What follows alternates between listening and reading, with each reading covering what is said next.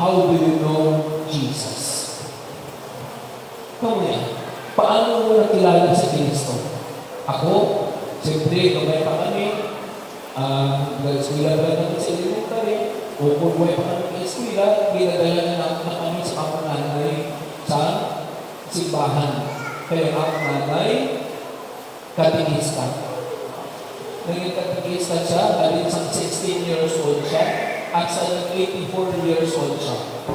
Sa pag-85 gabi, nagabulong sa akin ni siya, kaya pagkatapos, gablar na yung pananawan, napatay siya sa kakawin sa 86. Imagine natin, 16 to 84. Grabe. Ang nanabay, naglalakot case, pinakapikay sa akin sa balay, pagkatapos sa eskulahan, sabi ako na ako katikista, pagkatapos sa balay, i-reminder nila ko na mga tulog dito. That's why I knew Jesus. No? Kasi siguro, isa mo sa mga pagkama na nagulog sa akin pagsulod sa seminaryo sa pagtapahan.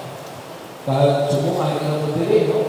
Kaya, how do you know Jesus? Siguro ba sa mga tao na hindi mo sa inyo sa ayaw, kaya kasi rin ka mga ayaw sa lakot sa Diyos. Kaya so nag-start ako sa pagsima. Kaya so sa pagsima na ako, ang palit na lakot na ng Lord Dennis ang buhay ni Jesus. Kaya, you knew Jesus already. Kung man, kilala niyo ng census, wala, no? Pag siguro ang iba sa inyo, kung ano sa census, hindi ko census sa inyo kabuhi, pala sa Jesus. Siguro kasi naman si Jesus, nakilala ko sa ako na sikat tao, sa maayong na tao. Ang Diyos, nakilala ko na maayong, tungkol kayo ang among mga histor sa kulang na namin sa iya. Ang Diyos, nakilala ko din sa akong banana, sa akong asawa. Kung may iba ng mga tao na sila sa tungkol si Nico Pedro at si Nico Juan, nagkasulatan sa niya Nico Pedro sa tungkol ng wala. Wala na po sa unang kabalo ko ng impyerno. Wala po kabalo ko ng impyerno. Pero sa pagpangasawa ko na, nabalaan ko na kung ano ang impyerno. Kaya niya asawa, grabe ko wawalan, grabe para bakulang ko yung balay, sige lang kong away, why di pangilait. Ang muna ang higod dito, sa balay, kalinong din sa amaw. Ang muna mawala ito yung perno, pag mga asawa ko. Ang muna ito, nakilala ko ang perno, balikan ko. Ang mga kaya mga asawa ko, kaya nagtulog sa iyo sa impyerno, kaya nagtulog sa langit. Kaya muna, who introduced you to Jesus? How do you know Jesus in your life? Siguro, assignment na tuod, no? Ano kung kilala si Jesus ka naman?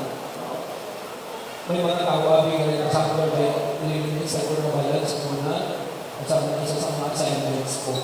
Pagbalukan, sila magbalukan Father, pagkakot ko sa mga inak ko, hindi ko na tao sa hindi na kung hindi na sa kung hindi din hindi ko layan sa mga previous assignments ko.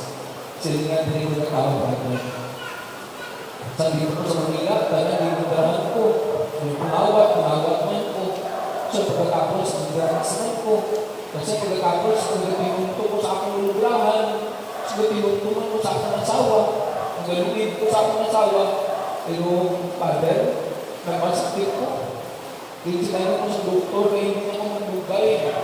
Kaya nakasilid ko na Ginoo, kung ayun mo ko, mamahal ko sa aking lugar, kag mali-minister ako. Nag-ayo. Subok, tigulang na siya para sa subok, mali-minister ko siya ako. Pero pagkalahan ko din sa mga nakilala mo na because of their sickness and experience, they were able to love the Lord and they knew Jesus wholeheartedly. Diba? So, kamuha mo. Siguro may mga experience sa mo kung paano ninyo nakilala sa Jesus. Ang iba, personal nila na magbubuwas. Ang iba, sila ni Kristo, sino ako sunod sa mga tao. Ano yung different understanding and perception about Jesus. Ikaw kung si Juan Bautista, ikaw kung si Elias, ikaw kung si Jeremiah, ikaw si isa sa mga propeta. Pero sunod sa inyo, sino ako? Sa inyo, sino si Jesus?